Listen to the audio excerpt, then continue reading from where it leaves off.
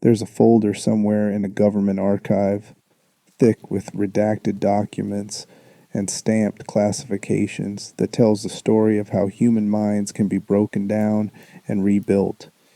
It's a story that begins with Nazi doctors and CIA handlers, through abandoned asylums and desert communes, and ends in screaming corridors where the boundaries between nightmare and reality have dissolved entirely. Tonight, we're going to trace that entire thread from beginning to end through every dark corner of the Outlast universe until either the story finishes or sleep takes you first. And unlike most horror stories, this one actually happened. Parts of it, anyway. The Murkoff Corporation is fiction, but the experiments they conducted, the techniques they perfected, the justifications they whispered to themselves in sterile boardrooms, those came from somewhere real, from programs with names like MK Ultra and Paperclip, from facilities where consent was optional and documentation was meant to be burned. But let's start where all truly terrible ideas start, with someone who thought they were solving a problem. The architecture of breaking. In October 1918, a boy named Rudolf Gustav Wernicke was born in Munich during the final, desperate weeks of the German Empire. The world he entered was collapsing, a fact that might explain the particular way his mind worked.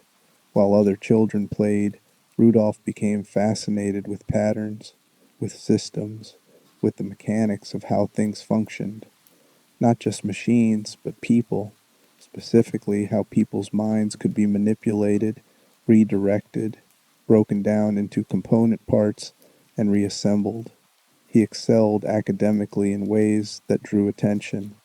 By the time the Nazi Party consolidated its power, Wernicke had established himself as a psychiatrist with unconventional theories about consciousness and suggestibility. He believed that with the right combination of trauma, drugs, and sensory manipulation, a human mind could be reduced to a blank slate and then reprogrammed like a machine. The Nazi regime, always hungry for weapons that transcended conventional warfare, provided him with laboratories, funding, and an endless supply of subjects who had no ability to refuse. Deep beneath Berlin, in facilities that appear in no official records, Wernicke conducted his early experiments. He called his apparatus the morphogenic engine, a device that combined sensory deprivation, induced lucid dreaming, and chemical enhancement to create what he described as consensus realities. The theory was elegant in its cruelty. If you could break someone's connection to objective reality and replace it with a controlled dream state, you could theoretically program their behavior, their beliefs, their entire personality. The results were catastrophic. Test subjects didn't become the pliable soldiers Wernicke promised. Instead, they fractured in unpredictable ways, developing psychoses so severe that they became dangerous to themselves and everyone around them. Some reported seeing things that shouldn't exist, shadow entities that moved through walls, presences that felt more real than the physical world. One report from September 1938, filed to regime leadership, documented something called an apparition event, where multiple subjects and staff witnessed the same hallucination simultaneously, a figure made of darkness and malice that seemed to feed on their fear. Wernicke interpreted these failures as partial successes. He wasn't creating controllable soldiers, but he was definitely creating something. The problem, he theorized, was containment. The human mind, when sufficiently traumatized and chemically altered, became capable of manifesting thought forms into quasi-physical existence. He began calling these manifestations morphogenic entities, beings generated by consciousness itself when the barriers between mental and physical reality broke down. Then the war ended, and Wernicke faced the same fate as thousands of Nazi scientists. potential prosecution for crimes that would make executioners sick. But Wernicke possessed something valuable, knowledge about consciousness manipulation that no Western power had managed to replicate. When American intelligence services began Operation Paperclip, quietly recruiting German scientists whose expertise outweighed their war crimes, Wernicke's name appeared on the list. In 1949, Rudolf Wernicke officially died in Berlin. Unofficially, he arrived in the United States with a new identity, a government stipend, and the promise that he could continue his research under a different flag. The Americans were terrified of Soviet mind control capabilities, real or imagined, and they needed scientists willing to explore territories where ethics couldn't follow. Wernicke was perfect for the job. The Cold War underground. The Central Intelligence Agency had a problem. Throughout the Korean War, reports filtered back about American POWs who returned home fundamentally changed, cooperative with their captors, resistant to repatriation, apparently brainwashed through techniques the CIA didn't understand.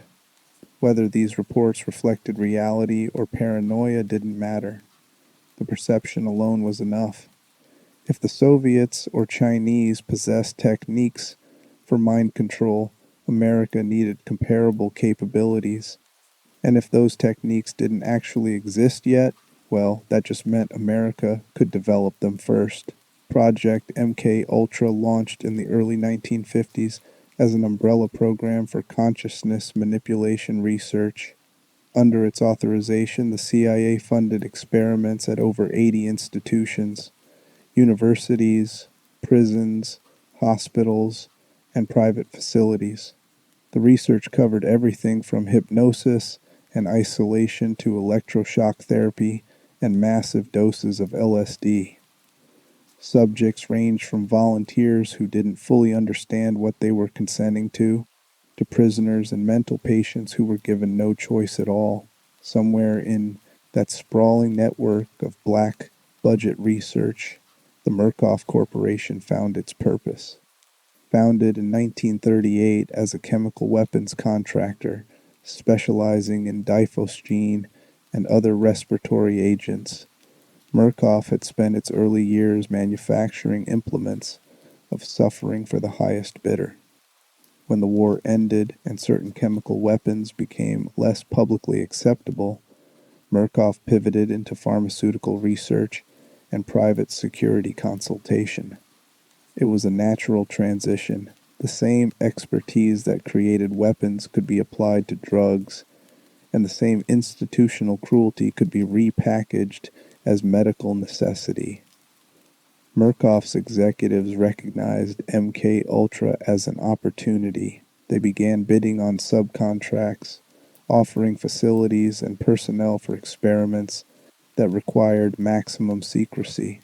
The company specialized in projects too sensitive for direct CIA oversight, operations that needed plausible deniability, and corporate buffers between government officials and anything that might someday require congressional hearings.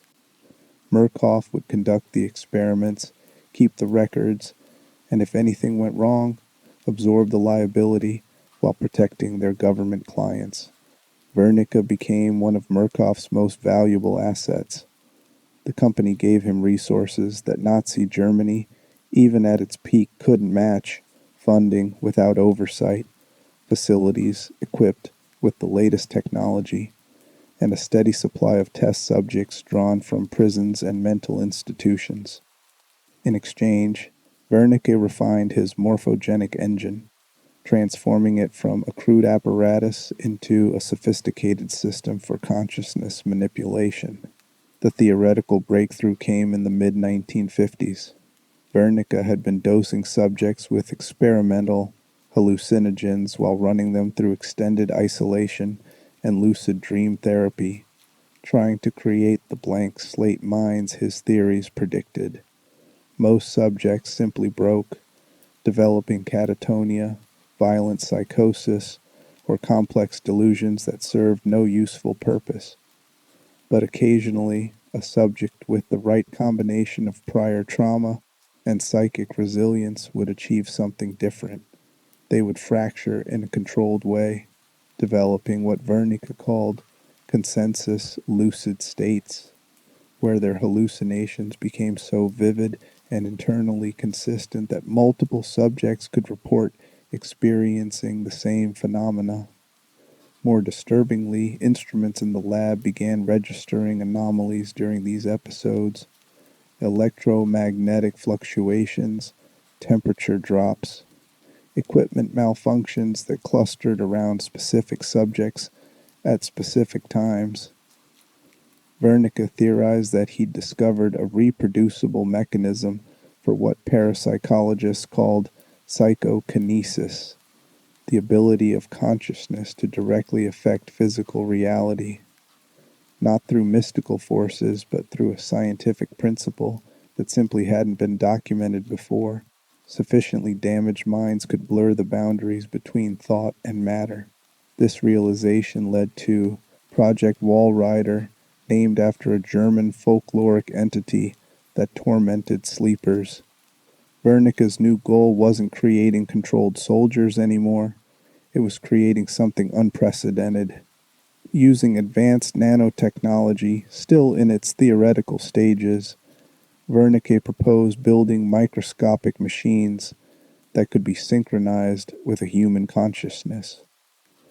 A fractured, traumatized mind in a permanent lucid state could theoretically control billions of nanomachines, directing them like a swarm and using them to interact with the physical world in ways limited only by the host's imagination. The implications were staggering. An entity that was part consciousness, part physical swarm, existing in the space between thought and matter. It could move through walls, attack enemies, conduct surveillance in complete stealth. It would be the perfect weapon if it could be controlled. Murkoff established a dedicated facility for the project in the Colorado mountains, Mount Massive Asylum for the criminally insane. The location was ideal, isolated, already equipped with security infrastructure from its days as an actual psychiatric facility, and staffed with people accustomed to screaming and suffering. The asylum had been abandoned in 1971 after a violent incident where patients murdered 3 scientists. But Murkoff acquired the property in the 2000s and quietly renovated it, leaving the most damaged sections untouched to maintain the appearance of abandonment while constructing state-of-the-art laboratories in the underground levels. But before Mount Massive would become the site of Murkoff's greatest catastrophe, the company needed to perfect its techniques. That required practice, lots of it, in facilities where the inevitable failures could be contained and studied. Which brings us to the Cold War's darkest hours, and a building in the Midwest where the screaming never quite stopped. The Trials era. The Outlast trials take place chronologically before everything else, set specifically in 1959 at the Sinyala facility in the Arizona desert. They represent the fullest expression of what Murkoff was building toward: industrial-scale consciousness manipulation. During the Cold War's peak paranoia, the trials program operated out of a facility designed to look like a benign rehabilitation center. The lie was written right on the recruitment materials. Come get clean, get help, start over. The truth was considerably less charitable. Subjects entered as reagents, human chemicals to be processed through Murkoff's experimental protocols. Most were people society had already discarded: addicts, criminals, the homeless, anyone whose disappearance wouldn't generate uncomfortable questions. They were promised treatment, offered money, shown documents they didn't fully understand. By the time they realized what they'd actually signed up for, escape had become impossible. The facility's design reflected the program's purpose. Trials were elaborate, psychological, gauntlets that combined physical danger, hallucinogenic drugs, extreme stress, and Pavlovian conditioning. Each trial had objectives that seemed simple on paper: locate items, solve puzzles, reach the exit, but the execution was deliberately nightmarish. Reagents had to complete these tasks while pursued by primed assets, former subjects whose minds had been so thoroughly destroyed and rebuilt that they now served as controlled hunters, programmed with specific behaviors and unleashed on newer reagents like attack dogs. The drugs were crucial to everything. Murkoff had developed a cocktail of compounds that kept subjects in a state of heightened suggestibility while maintaining just enough cognitive function to complete complex tasks. The chemicals broke down psychological resistance, made hallucinations indistinguishable from reality, and created dependency so powerful that subjects would do anything for their next dose. Withdrawal meant agony, compliance meant relief. The system was elegant in its cruelty. Every trial gathered data: heart rates, stress hormones, decision-making patterns under duress, the specific breaking points where subjects transitioned from resistance to obedience. Murkoff's scientists watched from behind reinforced glass, taking notes, adjusting parameters, occasionally interceding when a subject was about to die before yielding useful information. Death was acceptable only after data collection was complete. The primed assets represented the program's ultimate goal. These were subjects who'd been run through so many trials, dosed with so many drugs, exposed to so much trauma that their original personalities had essentially dissolved. What remained was programmable: people who would attack on command, follow simple instructions without question, and accept their new reality without resistance. They were living proof that Murkoff's techniques worked, that human consciousness could be broken down and rebuilt according to specification. But even in this controlled environment, things went wrong. Some subjects developed resistances to the drugs, retaining enough will to sabotage trials or help other reagents. Others broke in directions the programming didn't anticipate, becoming erratic and dangerous in ways that compromised data collection. And occasionally, subjects reported phenomena that weren't part of the official trial design: shadows that moved independently, voices that whispered from empty rooms, the sensation of being watched by something that existed outside Murkoff's cameras and psychological profiles. These anomalies got logged and ignored. Murkoff's scientists were pragmatists. If hallucinations helped break subjects down, the specific content of those hallucinations didn't matter. They didn't recognize that they were replicating the same conditions Wernicke had created in Berlin decades earlier, the same circumstances that had generated those first morphogenic entity sightings. They were too focused on their immediate goals: refining techniques, gathering data, preparing protocols that could eventually be scaled up to the massive installation waiting in Colorado. The trials program ran for years, grinding through hundreds of subjects, perfecting the machinery of consciousness destruction. Some subjects completed enough trials to earn their release, though what that meant remained ambiguous. They left the facility changed, carrying trauma that would never fully heal, missing pieces of themselves that drugs and conditioning had dissolved. Most never talked about what happened. Those who tried often found that authorities weren't interested in investigating claims about secret government programs, especially not claims made by people with records, addictions, and mental health histories that made their testimony easy to dismiss.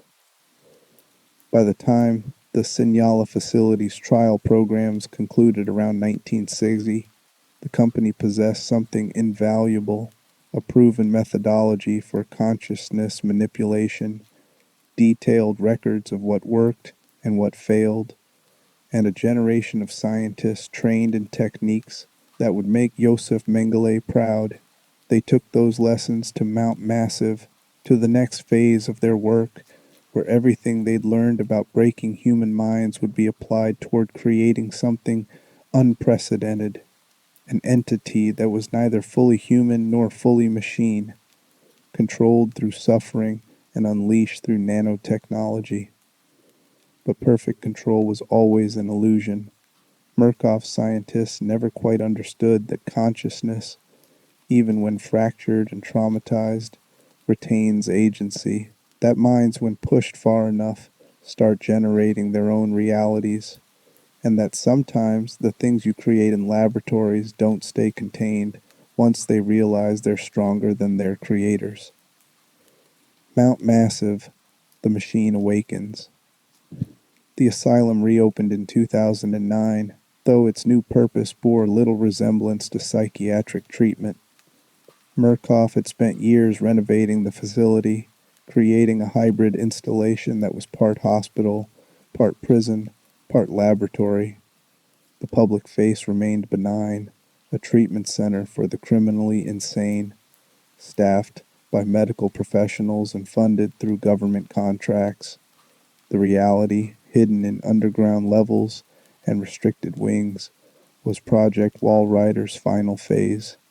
Dr. Rudolf Wernicke, now elderly and supposedly deceased according to official records, maintained his position as the project's chief architect. The decades since Berlin had given him time to refine his theories and develop the technology necessary to implement them. Modern nanotechnology had caught up to his vision, microscopic machines that could be manufactured by the millions, programmed with basic behavioral algorithms, and potentially synchronized with a human consciousness through the morphogenic engine's dream manipulation protocols. The nanites themselves were marvels of engineering, each one smaller than a blood cell, capable of limited independent action but designed to function as a collective swarm. In their dormant state, they could be stored as a cloud of dark particles, nearly invisible to the naked eye. When activated, they could move with terrifying speed, pass through small openings, and exert collective force. The theoretical applications were endless. Medical nanites that could repair tissue from inside the body, construction swarms that could assemble structures at the molecular level, surveillance clouds that could infiltrate any secured location. But Wernicke's interest was narrower. He wanted a weapon. Specifically, he wanted consciousness weaponized, human will made physical through nanotechnology. The morphogenic engine would create the necessary psychological conditions, a lucid dreaming state where the subject's imagination could directly interface with the nanite swarm. The trauma and drugs would ensure the subject remained controllable, trapped in a state where they couldn't distinguish between their thoughts and Murkoff's commands. In theory, the result would be an entity that combined human intelligence with the physical capabilities of a nanotech swarm, controllable through carefully maintained psychological manipulation. The project required test subjects with specific characteristics. They needed sufficient mental flexibility to achieve sustained lucid states, but also enough prior trauma that the engine's braking process wouldn't simply destroy them. Murkoff recruited from prison populations, focusing on inmates with histories of violence and documented psychological issues. The logic was simple. These were people society had already labeled as damaged goods. If the experiments failed and subjects died or went irreparably insane, who would investigate? Who would care? One subject stood out from the beginning, William Hope, a young man brought to Mount Massive in 2011. Billy, as he was called in Murkoff's records, was not mentally ill or violent before Murkoff acquired him. He was a relatively normal person sold to the corporation by his mother, despite having no legitimate need for institutionalization. His natural psychological resilience would make him the perfect candidate for what Murkoff had planned. More significantly, initial testing suggested he had unusually high latent psychic sensitivity, the kind of brain activity patterns that correlated with morphogenic engine responsiveness. Wernicke personally oversaw Billy's conditioning. The process took years and followed protocols refined through decades of trial and error. First came isolation, weeks alone in a featureless room where sensory deprivation broke down Billy's sense of self. Then chemicals, cocktails of hallucinogens and experimental compounds that kept him perpetually off balance, unable to trust his perceptions. The morphogenic engine sessions came next, strapping Billy into the device while it flooded his mind with controlled dream states building, neural pathways that blurred the boundary between imagination and perceived reality. Through it all, Murkoff's scientists monitored Billy's brain activity, watching for the specific patterns that indicated a subject had achieved stable lucid consciousness, the ability to maintain awareness and agency while essentially dreaming with their eyes open. Most subjects either couldn't reach this state or couldn't maintain it without descending into complete psychosis. Billy was different. He adapted, learned to navigate the dream states, even began exercising control within them. The breakthrough came in early 2013. During a morphogenic engine session, Billy achieved what Wernicke called consensus synchronization. His brainwaves matched the algorithmic patterns of the inactive nanite swarm with such precision that the two systems briefly interfaced. For 43 seconds, Billy Hope controlled the Walrider swarm through thought alone, directing it to move through a sealed chamber and interact with objects. The test was a complete success, proof that everything Wernicke had theorized was not only possible, but reproducible. That success doomed Mount Massive, because Murkoff's scientists had made a critical miscalculation. They'd assumed Billy's cooperation. They'd interpreted his adaptation to the engine's protocols as submission, his lucid dreaming ability as proof of their control. They'd forgotten that consciousness, even when fractured and traumatized, remains fundamentally self-directed, and they'd vastly underestimated what an entity combining human will with nanotech capabilities could do once it decided to stop cooperating. But Billy's rebellion would have to wait for a catalyst, someone who would accidentally provide the perfect excuse for the Walrider to break containment. That someone was a software engineer with a conscience, about to make a choice that would get him imprisoned in the very system he was trying to expose. The whistleblower, September 17th, 2013, began as a normal morning for Wayland Park. He'd been working at Mount Massive for 2 weeks on a short-term contract, doing basic IT maintenance and software updates. The job seemed straightforward: fix computers, update security systems, collect his paycheck, and leave. But Wayland had a problem. He'd seen things he couldn't ignore. His work required access to various parts of the facility, including areas where experiments were conducted. He'd walked through corridors where patients were strapped to beds, screaming through gags while doctors administered drugs and monitored responses with clinical detachment. He'd heard the morphogenic engine running, its mechanical hum punctuated by the muffled sounds of whoever was trapped inside.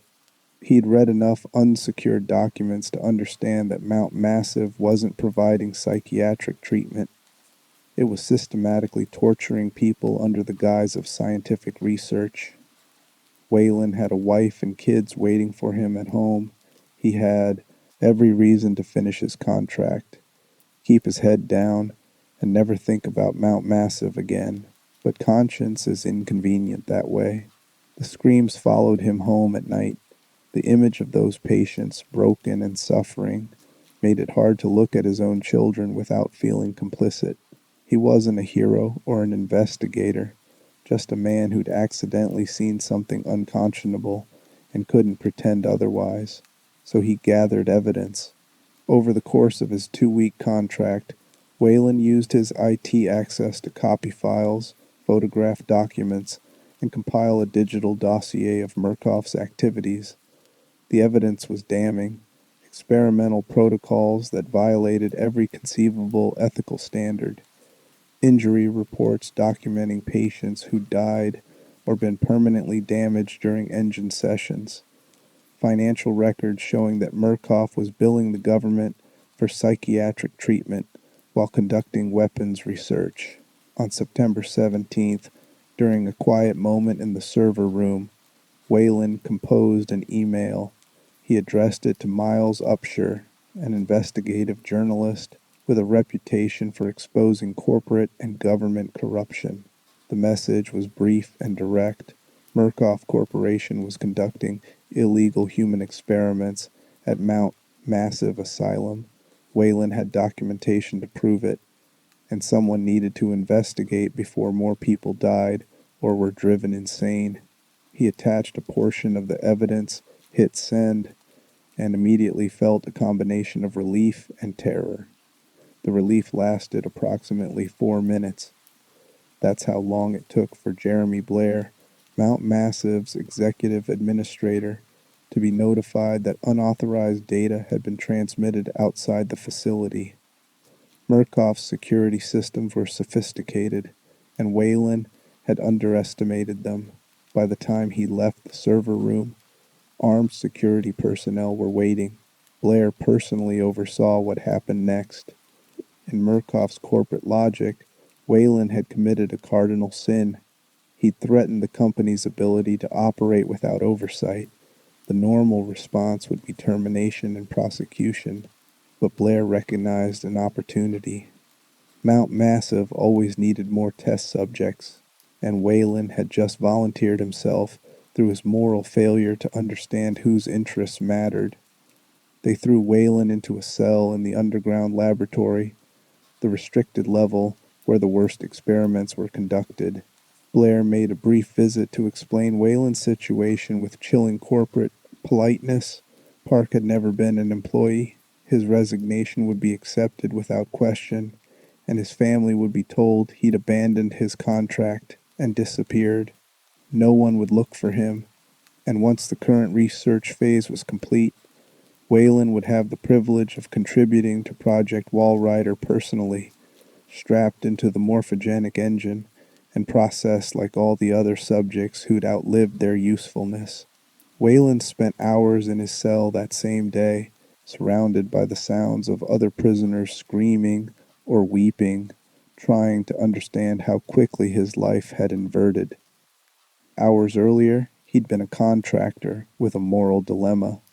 Now he was a prisoner in an illegal experimental facility with no realistic hope of escape or rescue. His email to Miles was his only remaining accomplishment.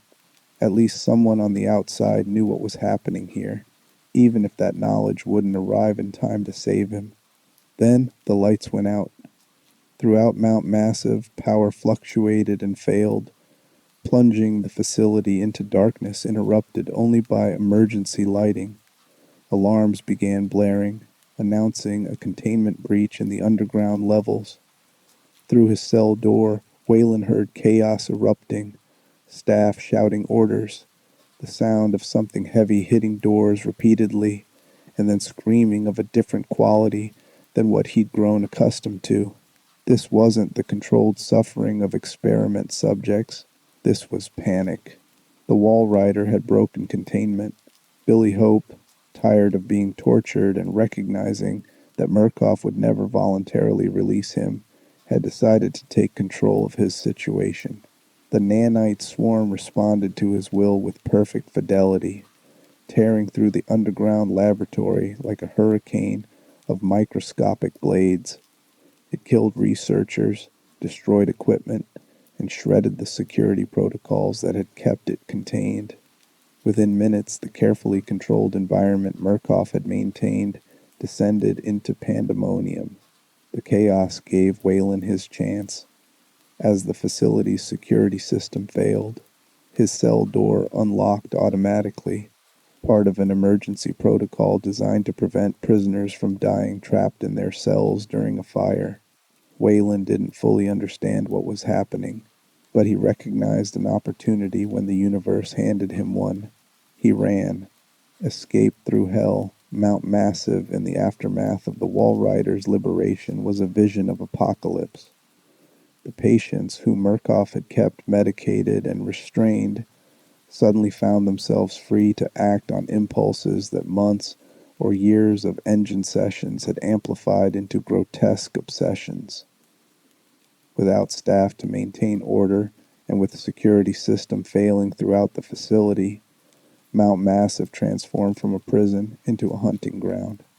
Wayland's escape route took him through wings he'd never accessed during his brief employment. The underground laboratory had been bad enough, but the upper levels revealed different horrors. The vocational block had been turned into a workshop of mutilation by Eddie Gluskin, a patient whose engine sessions had fixated his trauma into an obsession with creating a perfect bride. Gluskin had already killed multiple victims, performing crude surgical procedures meant to transform male patients into female forms, then murdering them when the results disappointed him. Eddie wasn't mindlessly violent. He was articulate, charming in a shattered way, capable of explaining his actions with the internal logic of complete insanity. He called Wayland darling, pursued him through the vocational block's blood-soaked corridors, and occasionally paused his hunt to monologue about love, perfection, and his traumatic history of childhood abuse. The juxtaposition of Eddie's polite demeanor with his gruesome actions made him more disturbing than simple monsters. He believed he was helping, creating something beautiful through surgery and suffering. Wayland barely escaped the vocational block, and his reward was running directly into Frank Manera in the facility's kitchen and storage areas. Frank had been reduced to something barely human by the engine's effects. He'd lost significant weight at Mount Massive because he'd refused institutional food, waiting until the chaos provided him with his preferred diet, human flesh. Frank stalked Wayland through the kitchen with patient hunger, occasionally pausing to display half-eaten corpses, or describe in disturbing detail what he planned to do once he caught his prey. Every section of the asylum presented new terrors calibrated to Wayland's mounting trauma. In the showers, he was captured by a variant named Dennis, who suffered from dissociative identity disorder, amplified to extreme levels. Dennis switched between personalities mid-conversation, some friendly and helpful, others immediately violent. The unpredictability made him impossible to reason with. Wayland couldn't plead for mercy because the personality that felt sympathetic might be replaced mid-sentence by one that wanted to see him suffer. Through it all, Wayland kept moving, driven by the singular goal of reaching the exit and surviving long enough to expose what Murkoff had done. The facility itself seemed to resist escape. Doors that should have led outside opened into dead ends. Maintenance corridors looped back on themselves, and the asylum's architecture made less sense the longer Wayland explored it. He began to suspect that the building's layout was literally changing, that the Walrider's influence had warped reality inside Mount Massive to such a degree that normal navigation no longer applied. The Walrider itself appeared periodically, never attacking Wayland directly but always nearby, killing other variants or Murkoff personnel who got in its way. Wayland caught glimpses of it, a swarm of darkness that moved with impossible speed, passing through walls and tearing apart anything it touched. Bernica had designed it to be controllable, a weapon that followed commands. What it had become under Billy Hope's direction was something else entirely, autonomous rage given physical form, settling accounts with everyone complicit in Mount Massive's crimes. Wayland eventually made his way to the facility's front exit, only to find Jeremy Blair blocking the path. Even as the asylum collapsed, into anarchy around him, Blair maintained his corporate composure, explaining to Wayland why escape was impossible. Murkoff had too much invested in Project Walrider, too many important people relying on the research continuing. One software engineer's conscience was insignificant compared to the broader implications. Blair promised that if Wayland surrendered now, returned to his cell, and agreed to forget everything he'd seen, there might still be a chance for him to leave Mount Massive alive. It was an obvious lie, delivered with the practiced insincerity of a man who'd spent his career managing unpleasant necessities. Blair fully intended to kill Wayland, either personally or by throwing him back into the asylum's chaos, where one of the variants would finish the job. He'd already demonstrated his willingness to prioritize corporate interests over human life. Why would he make an exception now? He didn't get the chance to follow through. The Walrider manifested behind Blair, moving too fast for him to react. One moment he was explaining why Wayland had to die. The next, the nanite swarm was tearing through his body, shredding him from the inside out. Blair's death was neither quick nor merciful. The Walrider took its time, ensuring he experienced the same kind of suffering he'd authorized for so many others. Wayland ran. Behind him, Mount Massive burned and screamed, the culmination of Murkoff's decades of research devouring itself in cascading failure. He reached his car in the parking lot, started the engine with shaking hands, and drove toward the access road that would take him away from the nightmare. In his rearview mirror, the asylum receded, still lit by emergency lights and distant fires. He'd survived, barely and not unchanged, but alive. His evidence was already out in the world, sent to a journalist who might actually do something with it. For the first time in what felt like years, but had only been hours, Wayland allowed himself to believe he might actually see his family again. What he didn't know, couldn't know, as he drove through the night toward Denver, was that Miles Upshur had already received his email and was heading toward Mount Massive at that very moment, drawn by the same sense of obligation that had nearly gotten Wayland killed. The asylum was about to claim a new victim, one whose documentation of the horrors inside would become more famous than anything Wayland had witnessed, if only because Miles would have the terrible luck to arrive after the chaos had settled into something even more disturbing. The journalist Miles Upshur was exactly the kind of person who would drive toward an abandoned asylum in the middle of the night, based on an anonymous tip. His career was built on exposing uncomfortable truths: corporate malfeasance, government corruption, the quiet crimes powerful people committed when they thought no one was watching. Wayland's email, with its documentation of illegal human experiments and Murkoff's involvement, was exactly the type of story Miles had spent years pursuing. He arrived at Mount Massive on the night of September 17th, parking his car outside the gate and proceeding on foot when he found the entrance sealed. The facility looked abandoned from outside. No lights, no security presence, just an old asylum sitting quietly in the Colorado mountains. Miles brought his camcorder, prepared to document whatever he found inside, already mentally drafting the expose he'd write once he had enough material. The main entrance was sealed, but a scaffolding system attached to the building's exterior provided access to an upper window. Miles climbed in darkness, using his camera's night vision to navigate, and dropped into a corridor that smelled of old blood and disinfectant. The silence was immediate and oppressive. None of the sounds you'd expect from an active facility, just the hum of emergency lighting and his own breathing. The signs of catastrophe became apparent within minutes. Bodies littered the corridors, Murkoff's staff who'd been torn apart, security personnel killed so violently that identifying them would require dental records. The walls were covered in blood, written messages, and scratch marks that suggested someone had died slowly while trying to claw their way to safety. Whatever had happened here wasn't a simple patient riot. This was systematic destruction. Miles documented everything, his journalist instincts overriding the mounting dread.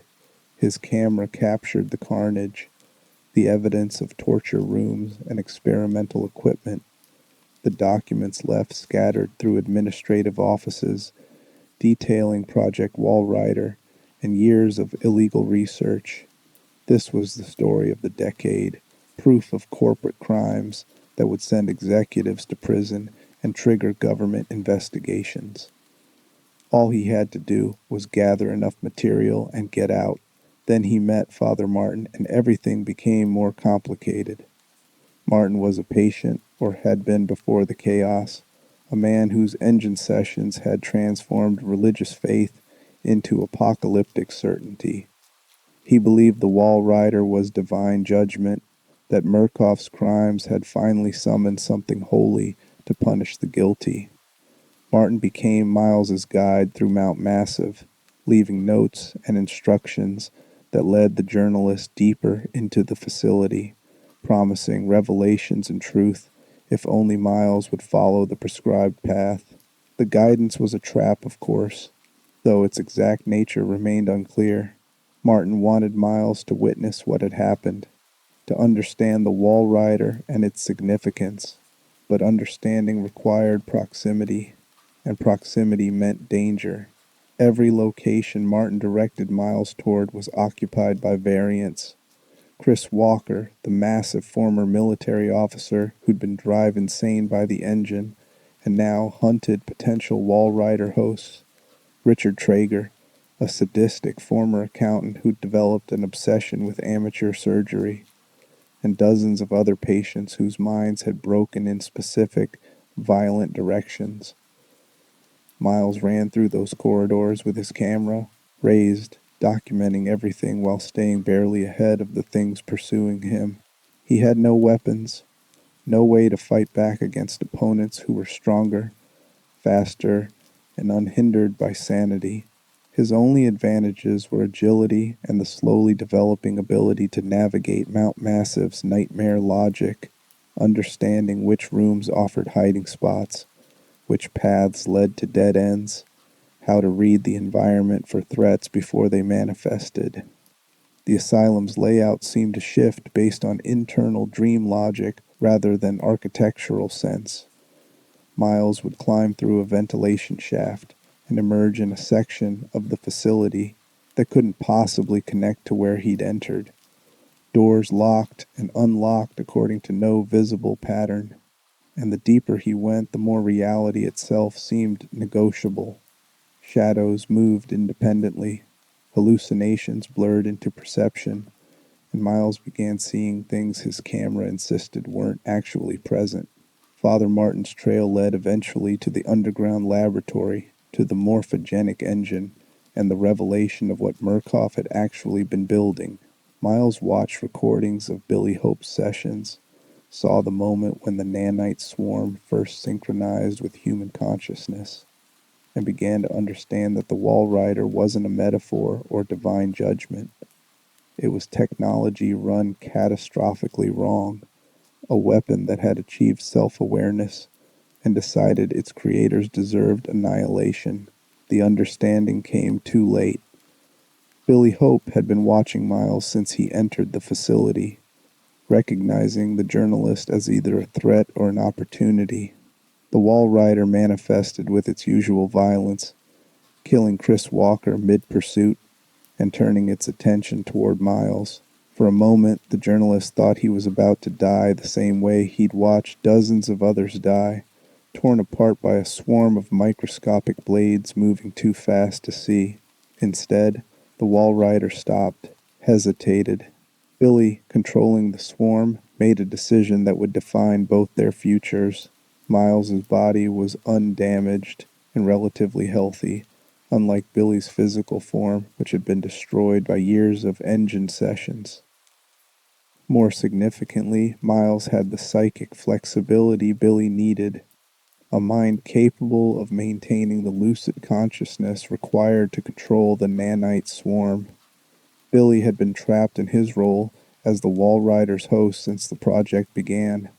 Now he saw an opportunity for transfer, for freedom, even if that freedom came at Miles's expense. The Walrider entered Miles through force, the nanite swarm invading his body and synchronizing with his neural patterns. The process was agonizing, a violation more complete than any physical assault. Miles felt his consciousness fragmenting, his sense of self dissolving as something else moved into the spaces between his thoughts. When the transfer completed, Miles Upshur existed only technically. His body was intact, his brain functionally alive, but the consciousness directing that body was now shared. Miles and the Walrider occupying the same physical form in an arrangement that was neither cooperation nor coexistence, but something closer to forced merger. Murkoff's tactical team arrived shortly after, responding to the facility's catastrophic failure. They found Miles walking toward the exit, covered in blood, his camcorder still recording. The soldiers opened fire immediately, recognizing the threat but not understanding its nature. Bullets passed through Miles and struck the Walrider swarm behind him. The nanites responded with extreme violence, killing the entire tactical team in seconds. Miles kept walking. Behind him, Mount Massive smoldered, its secrets partially exposed, but its greatest horror now mobile, contained in the body of a journalist who'd only wanted to expose the truth. The footage on his camcorder would eventually reach the public, triggering exactly the investigations and prosecutions Miles had hoped for. But he wouldn't be alive to see it, not in any meaningful sense. The person who was Miles Upshur had been consumed by the story he'd tried to tell, transformed from observer into participant in the most permanent way possible. And somewhere in the ruins of the underground laboratory, Rudolf Wernicke watched security footage of the Walrider leaving the facility and felt something close to satisfaction. The project hadn't failed. It had succeeded beyond his original parameters. He'd created a morphogenic entity capable of independent action, intelligence, and survival. That it had rejected his control was almost irrelevant. The important thing was that he'd been right all along. Consciousness could be weaponized, manifested, merged with technology to create something unprecedented. The fact that his creation had killed his colleagues and escaped containment was simply data, variables to account for in the next iteration. Because there would be a next iteration. Murkoff didn't abandon projects just because the first attempt ended in catastrophe. They refined, adjusted, and tried again. And the next time, they'd be more careful about ensuring the host couldn't simply transfer themselves into a new body and walk away, but that concern could wait. First, Murkoff had another problem to address. A leaked email had exposed their operations at Mount Massive, and now a second facility in rural Arizona was receiving uncomfortable attention. A facility that had been operating independently for years, building its own nightmare while Murkoff's attention was focused elsewhere. Temple Gate. The Arizona desert has a way of hiding things. Miles of empty sand and rock, temperatures that make sustainable habitation difficult, and a culture that values privacy and asking few questions. Perfect conditions for a man like Sullivan Noth to build his own kingdom far from authorities who might object to his particular interpretation of divine will. Noth had been preaching for years before, establishing Temple Gate, moving from town to town with sermons about sin, judgment, and the approaching end times. His theology was a disturbing fusion of Christian apocalypticism and personal revelation. God spoke directly to Noth, providing specific instructions about how the faithful should prepare for the imminent collapse of civilization. Most communities tolerated him briefly before encouraging him to move along, recognizing his charisma, but uncomfortable with the intensity behind it. Eventually, Noth gathered enough devoted followers to stop moving and start building. They pooled resources, purchased land in rural Arizona where no one would bother them, and constructed Temple Gate as a self-sufficient commune. The initial pitch was conventional enough: faithful Christians living according to biblical principles, rejecting modern society's corruption, waiting patiently for Christ's return. Parents brought their children, couples looking for spiritual community, individuals seeking purpose in something larger than themselves. What they built instead was a prison. Once inside Temple Gate, leaving became nearly impossible. Noth controlled all communications with the outside world, controlled the food supply, controlled the narrative about what was happening beyond the commune's borders. His sermons grew darker, his revelations more violent. God was angry, Noth explained.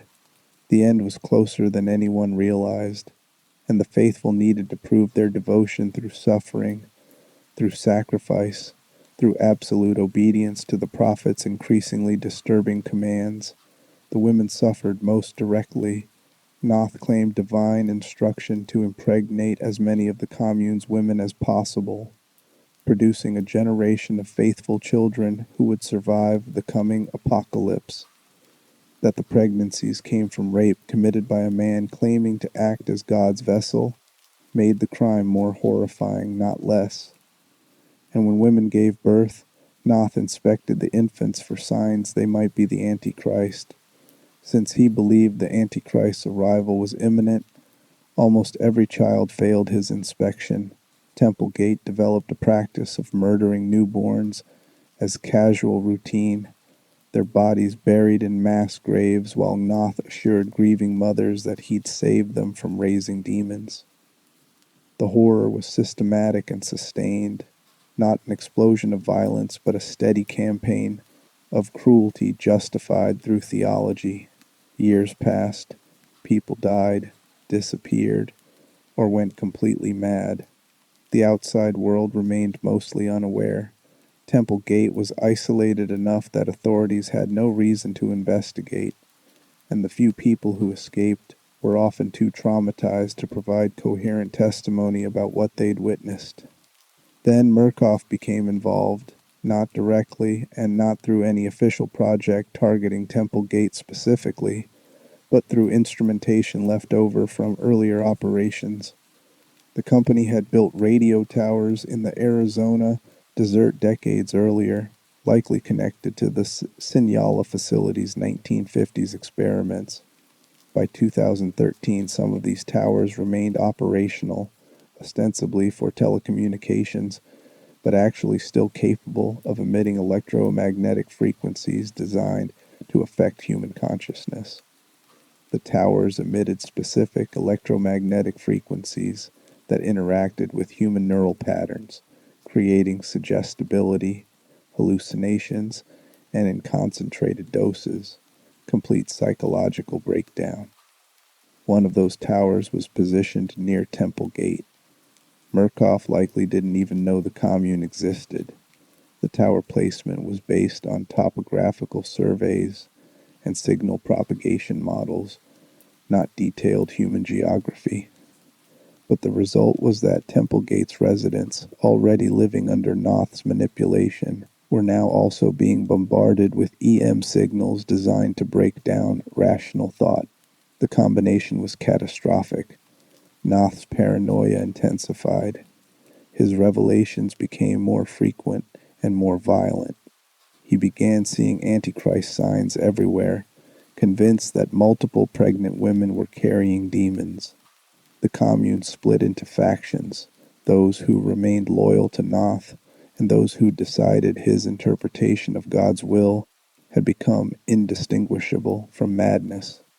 The rebels, calling themselves heretics, established a settlement in Temple Gate's mines, practicing their own theology based on suffering, disease, and inverse Christianity. Into this situation came Blake and Lynn Langerman, a cameraman and sound engineer working on a documentary about pregnant women in rural areas. Their helicopter crashed near Temple Gate in 2013, killing the pilot and stranding them in exactly the wrong location at exactly the wrong time. Blake woke to find Lynn missing and the pilot's body mutilated, and set out to find his wife with no understanding of what Temple Gate had become. Blake's journey through the commune and surrounding wilderness became a descent into nightmare that rivaled Miles Upsher's experience at Mount Massive. He witnessed Knoth's sermons, saw the results of the prophet's violence, and gradually understood that Lynn was exactly what Knoth feared most, a pregnant woman whose child might be the Antichrist he'd been searching for. The irony was vicious.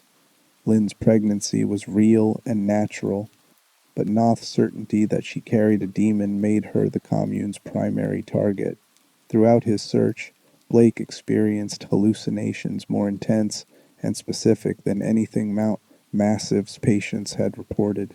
He relived memories from his Catholic school childhood, specifically traumatic events involving Jessica Gray, a friend who had been sexually abused by Father Loudermilch and later died, likely by suicide, though young Blake had been unable to help her.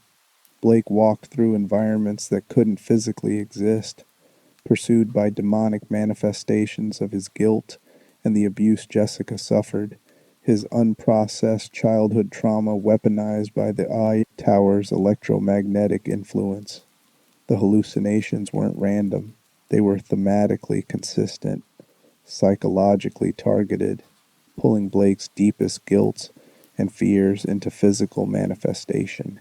He didn't know about Murkoff's tower, couldn't have known that the specific EM frequencies being broadcast were designed to create exactly this kind of psychological vulnerability. From Blake's perspective, the hallucinations were just stress and trauma, his mind breaking under the pressure of trying to rescue Lynn while surviving a hostile environment. The tower's influence made those natural responses exponentially worse, turning manageable psychological pressure into complete cognitive breakdown. Lynn's pregnancy progressed impossibly fast, violating every medical timeline. Within days of the crash, she was showing signs of advanced gestation. Within a week, she was in labor. The timeline made no biological sense, but between Knoth's certainty and the tower's reality warping effects, natural laws had become negotiable. Blake found Lynn just as she gave birth in Temple Gate's main church, Knoth watching with the satisfied expression of someone whose worst predictions had finally come true. The child was born silent, not breathing, apparently stillborn. Lynn died moments later from complications, her body too damaged by the accelerated pregnancy to survive delivery. And Blake, holding his dead wife and newborn daughter, felt something in his mind snap completely. The sun began to rise, or that's what Blake perceived. A blinding light consumed the horizon, growing brighter and hotter until it seemed to devour the entire landscape. Throughout Temple Gate, Knoth's followers died, either by suicide or the light itself. Knoth slit his own throat, declaring judgment finally arrived, and Blake, his sanity completely fractured, walked through the carnage holding his daughter, believing the apocalypse had actually occurred. What happened in those final moments remains unclear. Blake's perception was so compromised that his camera footage became unreliable as documentation. The light might have been real, a solar phenomenon or environmental disaster. It might have been pure hallucination, Blake's traumatized mind generating an ending that made sense of the senseless horrors he'd witnessed. Or it might have been something else entirely. Murkoff's tower reaching a frequency that caused mass psychological and physiological collapse, killing everyone in range while their minds interpreted the deaths through apocalyptic frameworks. Blake walked into that light with his daughter, and neither was seen again. Temple Gate was discovered months later by hikers who reported finding an abandoned compound full of bodies. The investigation that followed identified Gnoth, documented the mass graves and evidence of systematic abuse, but couldn't fully explain what had caused the final catastrophic event. Authorities noted electromagnetic anomalies in the area and discovered the Murkoff Tower, but the company's lawyers insisted it was purely telecommunications infrastructure, and without clear evidence of causation, prosecutors couldn't prove otherwise. Lynn and Blake's documentary footage eventually reached media outlets, edited and released by colleagues who'd lost contact with the couple. The footage provided chilling documentation of Temple Gate's horror, but also raised questions that couldn't be answered. The hallucinations Blake experienced were captured on camera. His equipment recorded environments that demonstrably didn't exist, entities that no physical body could explain. Either Blake's camera was malfunctioning in highly specific ways, or something in Temple Gate was causing consensus hallucinations, shared delusions that affected perception itself. Murkoff paid attention.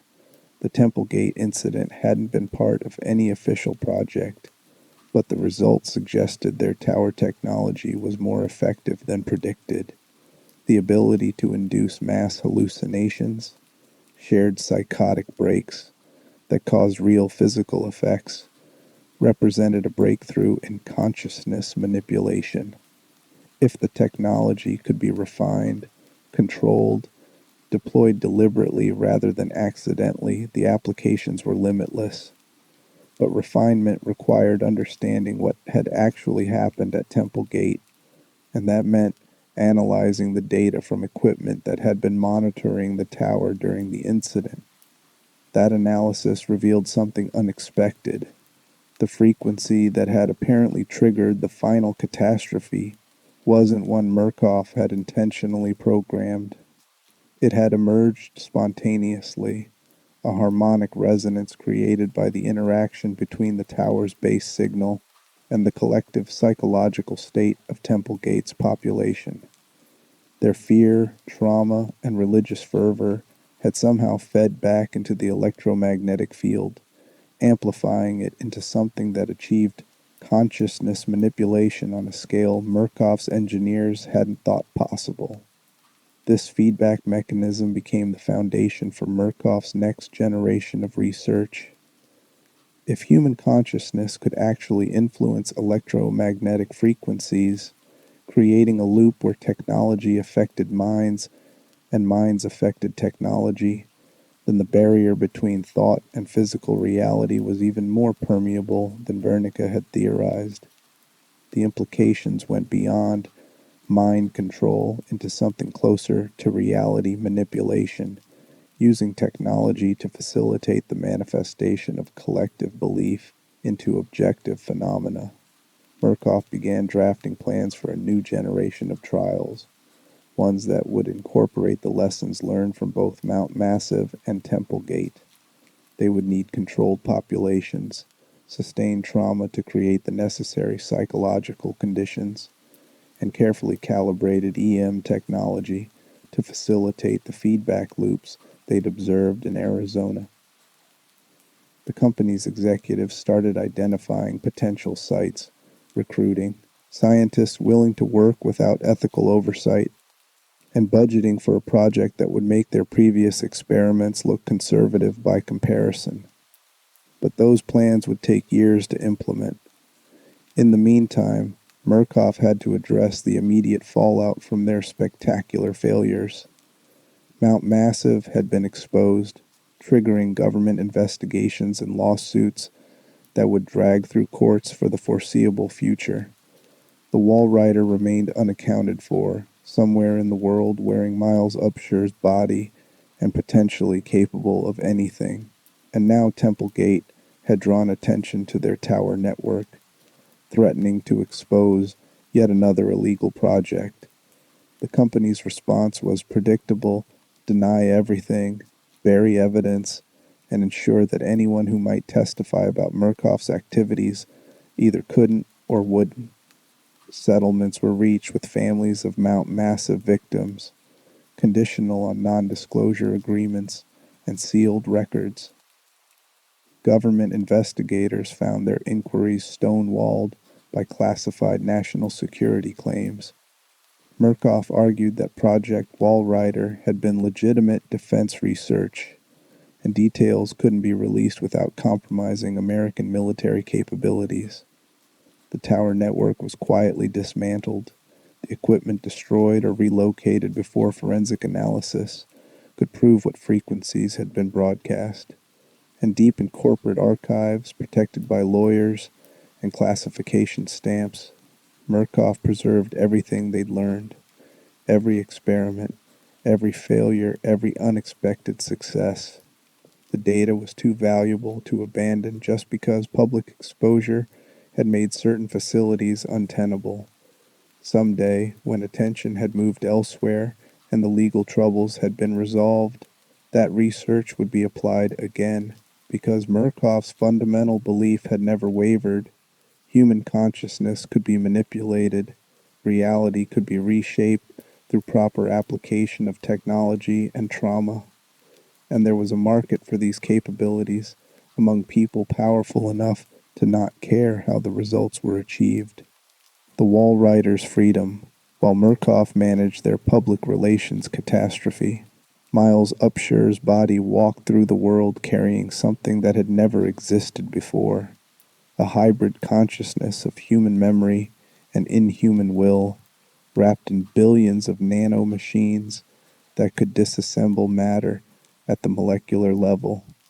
The entity that had been Miles still carried fragments of the journalist's personality, his memories and moral framework, but those existed in subordinate relationship to the Walrider's primary drive, survival and vengeance against anyone complicit in its creation.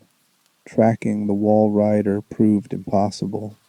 It moved without leaving conventional traces, could enter restricted locations through ventilation systems or cracks in walls, and killed with such efficiency that witnesses rarely survived to describe what they'd seen. Murkoff executives who'd signed off on Project Walrider began dying in locked rooms, their bodies torn apart with a precision that suggested intimate knowledge of human anatomy. The deaths looked like serial killings, and police investigated them as such, but the complete lack of evidence or clear motive made solving the cases impossible. The Walrider targeted specific individuals, people who directly participated in the experiments at Mount Massive, who'd approved budgets knowing what the money funded, who'd reviewed progress reports documenting torture and filed them as acceptable losses. It wasn't killing randomly, it was methodically eliminating everyone who bore responsibility for Billy Hope's suffering and the suffering of countless other subjects. The campaign was quiet, surgical, and absolutely ruthless. Some targets hired private security, surrounded themselves with armed personnel and surveillance systems. It made no difference. The Walrider passed through security cordons like smoke, killed its targets in seconds, and departed before response teams could arrive. A few targets went into hiding, disappearing into anonymous lives under false identities. The Walrider found them anyway, demonstrating either remarkable investigative capabilities or access to information system that should have been secure. Wernicke himself became a target, though his ultimate fate remains unclear. Some evidence suggests the Walrider hunted him, appearing in his peripheral vision, letting the old scientist know he was being watched. The psychological warfare was deliberate.